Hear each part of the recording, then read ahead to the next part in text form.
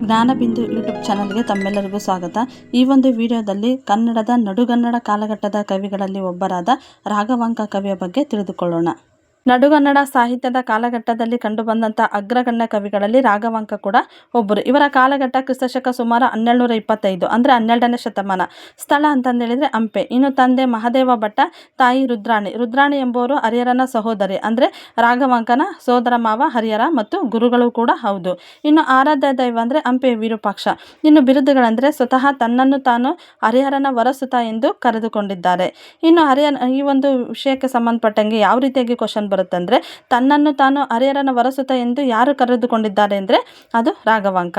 ಇನ್ನು ಉಭಯ ಕವಿ ಕಮಲರವಿ, ಕವಿಶರಭ ಬೇರುಂಡ, ಷಟ್ಪದಿಯ ಬ್ರಹ್ಮ, ನಿಖರಚದಂಥ ಮತ್ತು ಅಧಟ ಕವಿ ಎನ್ನುವಂಥವುಗಳು ಕೂಡ ರಾಘವಾಂಕನಿಗಿದ್ದಂಥ ಒಂದು ಬಿರುದುಗಳು. ಇನ್ನು ಕೃತಿಗಳಂತಂದ್ರೆ ರಾಘವಾಂಕನ ಅತ್ಯಂತ ಪ್ರಸಿದ್ಧವಾದಂಥ ಕೃತಿ ಸತ್ಯ ಹರಿಶ್ಚಂದ್ರ ಕಾವ್ಯ.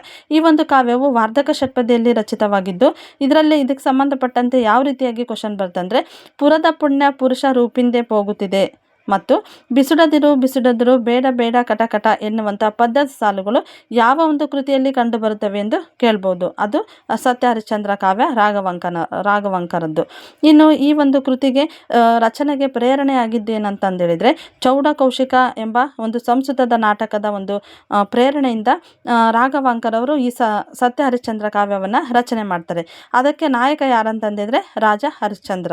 ಇನ್ನು ವೀರೇಶ ಚರಿತೆ ಎನ್ನುವಂಥದ್ದು ಉದ್ದಂಡ ಷಟ್ಪದಿಯಲ್ಲಿದೆ. ಸಿದ್ಧರಾಮ ಪುರಾಣ ಎನ್ನುವಂಥದ್ದು ವಾರ್ಧಕ ಷಟ್ಪದಿಯಲ್ಲಿದೆ. ಸೋಮನಾಥ ಚರಿತೆ ಎನ್ನುವಂಥದ್ದು ಕೂಡ ವಾರ್ಧಕ ಷಟ್ಪದಿಯಲ್ಲಿದೆ. ಇನ್ನು ಶರಭ ಚರಿತ್ರೆ ಮತ್ತು ಹರಿಹರನ ಮಹಾತ್ಮೆ ಈ ಎರಡು ಕೃತಿಗಳು ನಮಗೆ ಉಪಲಬ್ಧವಾಗಿಲ್ಲ. ನಂತರ ಇನ್ನು ಹರಿಹರನ ಒಂದು ಗುರುಗಳು ಕೂಡ ಹೌದು, ಮತ್ತು ಹರಿಹರ ಎಂಬುವರು ಇವರ ಸೋದರ ಮಾವ ಕೂಡ ಹೌದು. ಅಂದರೆ ರಾಘವಾಂಕನ ತಾಯಿಯ ಸಹೋದರರೇ ಹರಿಹರ. ಈ ಒಂದು ವಿಷಯ ನಿಮಗೆ ಇಷ್ಟ ಆದರೆ ನಮ್ಮ ಚಾನಲನ್ನು ಸಬ್ಸ್ಕ್ರೈಬ್ ಮಾಡಿ, ಈ ಒಂದು ಮಾಹಿತಿಯನ್ನು ಶೇರ್ ಮಾಡಿ ಮತ್ತು ಲೈಕ್ ಮಾಡಿ. Thank you.